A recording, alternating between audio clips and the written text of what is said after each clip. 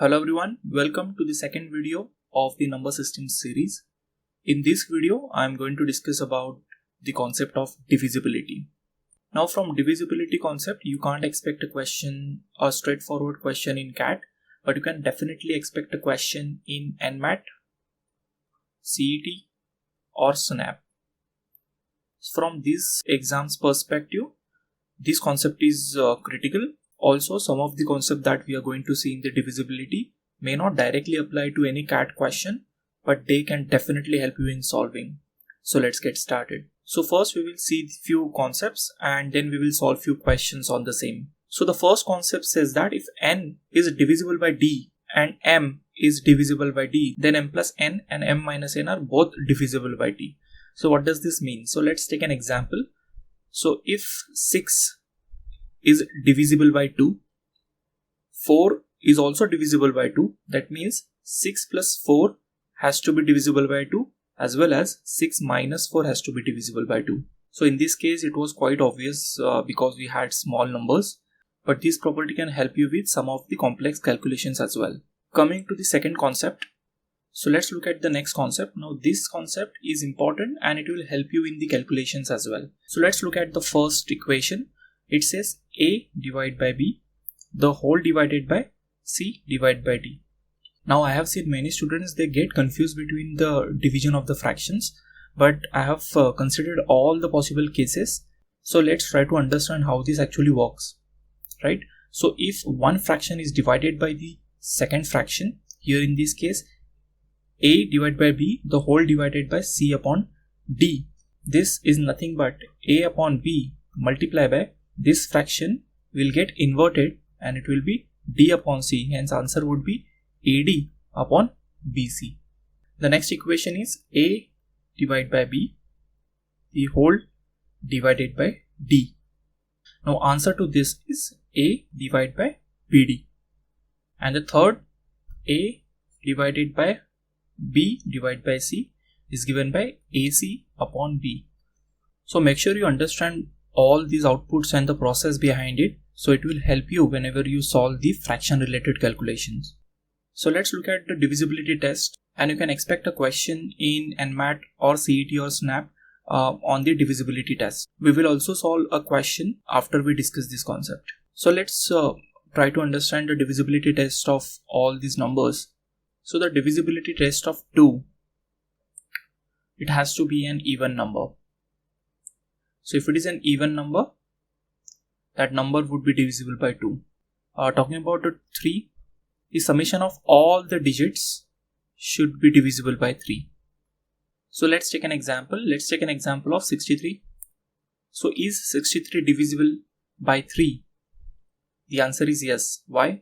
Because 63, sum of the digits would be 6 plus 3, 9, and 9 is divisible by 3, and 63 is also divisible by 3. Moving ahead, divisibility test of 4, you check for the last 2 digits of a number. If those 2 digits are divisible by 4, the whole number would be divisible by 4. So it would be last 2 digits. Divisibility test of 5, the last digit should be 0 or 5, then that number would be divisible by 5. Next, 6. Now to check the divisibility of 6, you need to check if it is divisible by 3 and 2. If that number is divisible by 3 as well as by 2, then the number would be divisible by 6 as well. 7 we will discuss later because 7 is a special number. Talking about 8, you check for the last 3 digits. If last 3 digits of number is divisible by 8, the whole number would be divisible by 8. Talking about number 9, the sum of the digits should be divisible by 9. If the sum of the digits is divisible by 9, the whole number would be divisible by 9. 10 is very easy. Last digit should be 0. For 12, you check for divisibility of 2 and 3. So if the number is divisible by 6, it will also be divisible by 12. Now we are left with 3 special numbers. Those are 7, 11 and 13. And trust me, you will get a question for these three only. So first, divisibility test of 11. I'll start with an example. Let's take an example. I have this number. I want to check whether this number is divisible by 11 or not. So the concept is, so first thing, you add all the even place digits. So what do you mean by even place digits? From the right. So if it is first position, it would be second, third, fourth, fifth and sixth. So what are even place digits? 2, 4 and 6. So you add those numbers, those who are present on the respective positions. So 2, 4 and 6, that is 2 plus 5 plus 7. I'm getting 14. And you also, now this is even placed digits and these are odd place digits. Now odd number place digits would be 1, 4 and 3. So 1, 4 and 3 would be 8. You take a difference between them. So 14 minus 8 would be 6. Now if this number is 0 or 11, the whole number would be divisible by 11. Now in this case, I'm getting an answer as 6. That means this number is not divisible by 11. So this is the divisibility test of 11. Now let's look at the divisibility test of 7 and 13.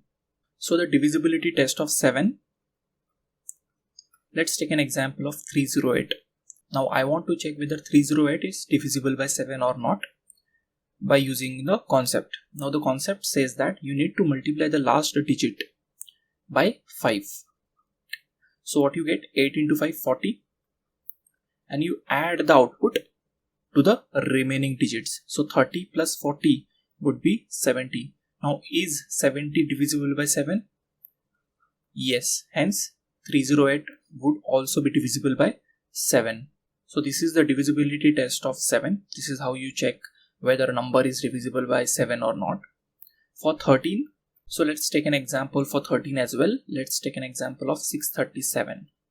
Now in case of 13, you multiply the last digit by 4. And whatever you get, that is 28, you add to the remaining digits. So 63 plus 28, you get 91, which is divisible by 13. Hence, the number, that is 637, is also divisible by 13. So this is how you check for the divisibility test of all these numbers. We will solve a question on this, then you will get a fair idea about how to apply these divisibility test while solving the question. Now moving on, we have this formula, that is dividend is equal to divisor into quotient plus remainder. We must have studied this formula in our 8th or 9th standard. So just to give a brief, because you can expect a question on this as well. So in this case, 4 is my divisor, 24 would be my dividend, 6 is my quotient, and in this case 0 would be my remainder. Then you can represent this in the form of dividend is equal to divisor into quotient plus remainder. So just remember this formula in case you get a question on the same. So the last concept, which is the most important concept of the divisibility, now you can expect a question in CAT from this concept. The highest power of prime number p, which divides n factorial, exactly is given by this expression, where square bracket denotes the greatest integer less than or equal to x. Now what does this mean? Let's take an example. Now I want to find what is the highest power of 5 that can divide 20 factorial. Now you simply have to divide 20 by 5 and you need to consider only the quotients. So quotient in this case would be 4. Now that's my n upon p. Now I'll check for 20 divided by 5 square as well. But my denominator is 25, numerator is 20. Now I am not getting any answer to this. Hence my answer to the question would be 4. Also you can use the synthetic division in this case. So 5, 20, 4, 5, 0. And you need to add the numbers here. You can get 4. Now let's take a bigger number. Let's try to find highest power of 5 in 200 factorial. Now in this case, my synthetic division would be 200, 5, 40, 8, 5 ones are 5 and 5 0. Yeah. So you add up all these numbers. So 40 plus 8, 48 plus 1, 49. So I hope this is clear, because this is very important concept, as I have seen few questions in past year CAT based on this concept. Now let's move ahead and try to solve few questions. Now this is a divisibility test. This was asked in CET. So let's try to understand the question. How many pairs of A and B are possible in this number if the number is divisible by 9?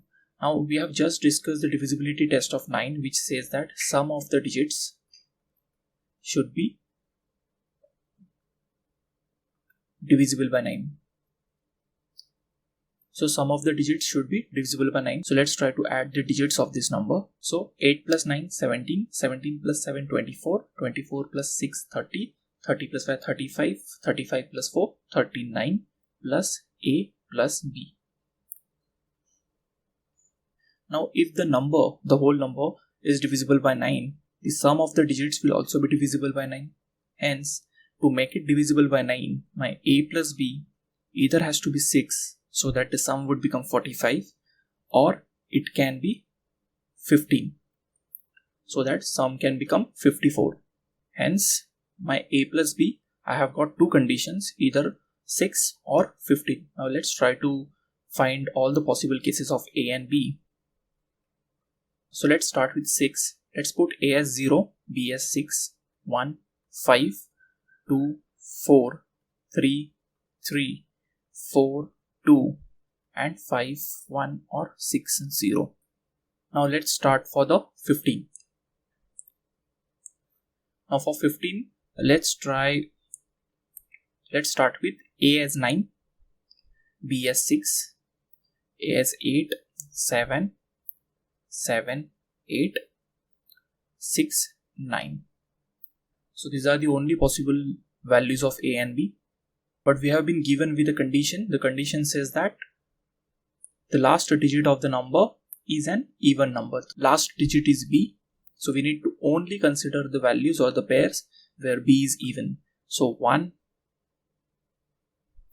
2, 3, 4, 5 and 6.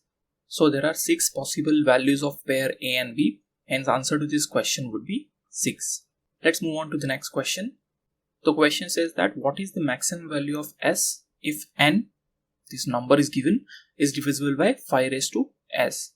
Now they are asking nothing but what is the highest power of 5 that can divide this number. Now we just need to find the number of 5s in each of the factors. So in 35 you have 5 into 7, that means you have 1 5. 45 you also have 1 because there's 5 into 9. 55 is 5 into 11, so 1. 60 is 12 into 5, again 1. 124 you don't have any 5s because it is not divisible by 5. And in 75 you have 2 5 because 25 into 3, so that's 5 square. So this is 1, 2, 3, 4, 5 and 6. So the maximum value of S would be 6. So I hope the concept of divisibility is clear. So in this video we have seen few concepts of divisibilities as well as we have solved these two questions. In the next video we will try to cover the HCF and the LCM, which is also important in the number systems concept. So make sure you subscribe to our channel, as I will be putting more videos on the number systems as well as other chapters of quants and DILR as well. Thank you.